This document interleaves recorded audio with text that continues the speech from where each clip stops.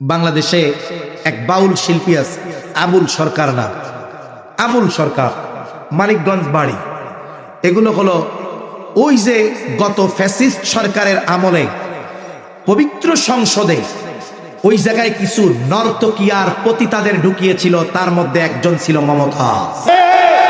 এই মমতাজের চেলামুন্ডা আবুল সরকার, সে আল্লাহর ব্যাপারে এত ধৃষ্টতাপূর্ণ এক বক্তব্য দিয়েছে, আমি আপনাদের বলতে পারতেছি না, আমার জবান দিয়ে কথাটা উচ্চারণ করা অসম্ভব, আমি পারতেছি না। আল্লাহর ব্যাপারে এত ধৃষ্টতামূলক এক বক্তব্য দিয়েছে, যার কারণে ইসলাম প্রিয় জনগণ তার উপরে কেঁপে গেছে। মাইরা ফেলায় নাই, ওর কপাল ভালো, ওকে প্রশাসন গ্রেফতার করেছে। এরপরে কি হলো? উল্টা কি হচ্ছে? উল্টা তারা মানববন্ধন করতেছে তাকে ছেড়ে দেওয়ার জন্য। উল্টা যারা প্রতিবাদ করেছে এই জালেমের বক্তব্যের বিরুদ্ধে, তাদের বিরুদ্ধে অ্যাকশন নেওয়ার প্রস্তুতি নিচ্ছে। অথচ আল্লাহর ব্যাপারে এই ধৃষ্টতামূলক বক্তব্য দেওয়ার পর রাষ্ট্রপ্রধানের দায়িত্ব ছিল তাকে গ্রেফতার করে সর্বোচ্চ শাস্তি দেওয়া। কেন আমাদের বলা লাগবে? এগুলো তো আপনারাই করবেন। অথচ কি হচ্ছে? বিভিন্ন পদ্ধতিতে তাকে আরো শেল্টার দেওয়া হচ্ছে, বাঁচানোর চেষ্টা করা হচ্ছে। তা এখন ওই ব্যক্তি যদি চিন্তা করে আমি চোরের হাত কেটে দেই, এই দায়িত্ব আল্লাহ তারে দেয়। যদি সে করে তাহলে দেখা যাবে উল্টা তার আরো জেলের ভাত খাওয়া লাগতেছে, ওপাশ দিয়ে চোর আঙ্গুল ফুলে কলা গাছ হয়ে যাবে।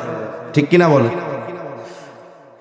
এখন ইসলাম এটা আপনার আমার উপরে চাপায় দেয় না, কারণ এটার বাস্তবায়ন করার একটা সময় আছে। কিন্তু ব্যক্তিগত জীবনে ইসলাম মানতে হবে এইরকম কিছু বিষয় আছে না নাই? নবীজি সাল্লাল্লাহু আলাইহি ওয়াসাল্লাম বলেন, ইউশিকু আইয়াতিয়া আলান নাসি জামান লা ইয়াবকা মিনাল ইসলামি ইল্লা ইসমুহু ওয়া লা ইয়াবকা মিনাল কুরআনি ইল্লা রাসমুহু মাসাজিদুহুম আমিরাতুন ওয়া হিয়া খারাবুম মিনাল হুদা। নবীজি সাল্লাল্লাহু আলাইহি ওয়াসাল্লাম বলেন, অচিরেই এমন এক জামানা আসবে, এমন এক কাল আসবে, এমন এক সময় আসবে, ইসলাম শুধু নামে থাকবে, বাস্তবে ইসলাম থাকবে না। আজকে যদি আমাদেরকে জিজ্ঞাসা করা হয় আপনার দিন কি, কি জবাব দিব? আরো জোরে বলেন, কি বলবো? যদি বলে ধর্ম কি? ইসলাম। আপনি আমি মুসলিম, কিন্তু আফসোস ব্যক্তিগত জীবন থেকে রাষ্ট্রীয় জীবন কোথাও আমাদের ইসলামের গন্ধ না। ইসলামের কিছু বিষয় আছে যেই আইনগুলো কার্যকর করার দায়িত্ব হলো রাষ্ট্রপ্রধান আর বিচারালয় আদালত যেগুলো তার। যেমন কোরআনুল কারীমে আল্লাহর সিদ্ধান্ত, চুরি করবে যেই নারী পুরুষ তার হাত কেটে দিতে হবে। চুরির পরিমাণ কতটুকু এটার সিদ্ধান্ত দিবেন ফকিহগণ। তাহলে এই আইন কার্যকর করার দায়িত্ব কার? রাষ্ট্রের, বিচারকের। এখন কোন ব্যক্তি যদি কুড়িগ্রামের মনে করে যে আল্লাহ তো এই আইন দিছে, তাইলে চোর ধরছি আমার ঘরে চুরি করছে, দে এর দুই হাত কেটে, তাইলে কি হবে? তাহলে জেলখানার মধ্যে ভরে নিয়ে যাবে। ঠিক কিনা বলেন? আল্লাহর আদেশ হারাম খাবা না, আল্লাহর আদেশ ঘুষ খাবা না, সুদ খাবা না, আল্লাহর আদেশ অন্যের সম্পদ অন্যায়ভাবে দখল দিবা না, আইল কোপানোর সময় কোদাল দিয়ে আর একজনের মধ্যে ঢুকা যাবা না। আছে না আল্লাহর ওলি এরকম? তাহলে এগুলো তো নিষেধ। পর্দায় থাকবা, তোমার স্ত্রীদেরকে সন্তানদেরকে দ্বীনের উপরে চালাইবা, এগুলো নির্দেশ আল্লাহ তাআলার। আর এগুলো মানার জন্য রাষ্ট্রীয়ভাবে ইসলাম প্রতিষ্ঠা হতে যদি দেরিও হয়, কিন্তু এই বিষয়গুলো আমার আপনার মানার দরকার আছে না না? কিন্তু আফসোস আমাদের ব্যক্তিগত জীবনেও ইসলাম নাই। তাহলে ইসলাম শুধু নামে আছে। আমি বলি মুসলমান, পরিচয় দেই আমি মুসলিম। এরপরে নবীজি বলেন, ওয়ালা ইয়াবকা মিনাল কুরআনি ইল্লা রাসমুহু। নবীজি সাল্লাল্লাহু আলাইহি ওয়াসাল্লাম বলেন, কোরআন শুধুমাত্র লেখায় থাকবে, বাস্তবে আমলে থাকবে না। আমল তো বহুদূর। একটা সময় ঘরে ঘরে সকালবেলায় কোরআনের তিলাওয়াত হতো, এখন ওই কোরআনের তিলাওয়াত না। আমল এক পাশে রাখেন, তিলাওয়াত নাই।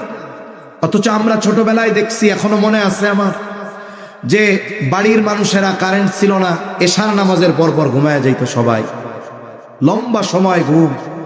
সুবহে সাদিকের মানে সেহরির সময় শেষ হওয়ার 1-1.5 ঘন্টা আগে বাড়ির মহিলারা উঠে যাইত।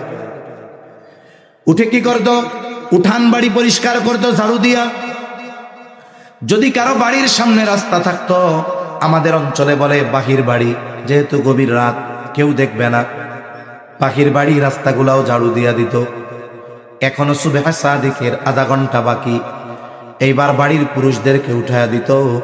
পুরুষেরা উঠত, অজু করে পুরুষেরা আর নারীরা তাহাজ্জুদের নামাজে দাঁড়ায়া যাইত।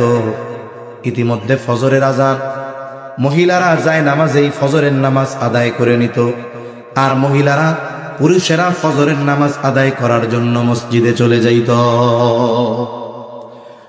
মহিলারা নামাজ শেষ করে দীর্ঘ সময় কোরআন তিলাওয়াত করত।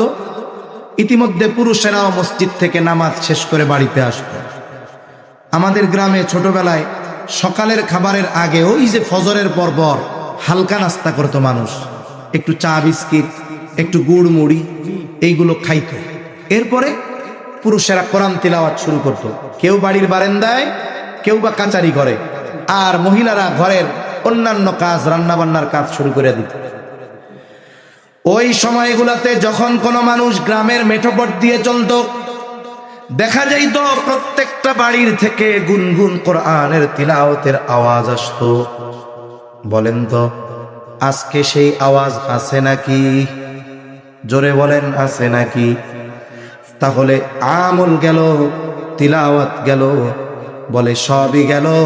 এখন তো কোরআনের প্রতি যেই মর্যাদা, কোরআনের প্রতি যেই মোহাব্বত থাকার দরকার ছিল, সেটাও না।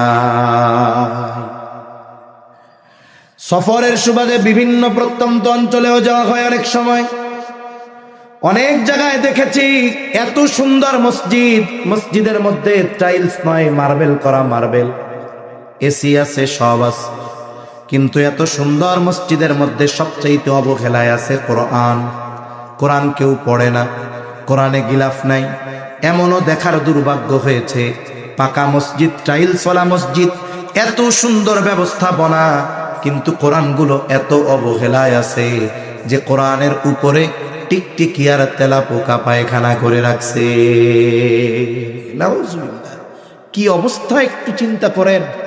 তিলাওয়াত করে না, আমল তো নাই, কোরআনটারে মুহাব্বত করে একটু পরিচ্ছন্ন রাখবে, পরিষ্কার, তাও রাখবে। তাহলে কথা অনেক দূর চলে যাচ্ছে, মূল আলোচনার দিকে চলে যাই।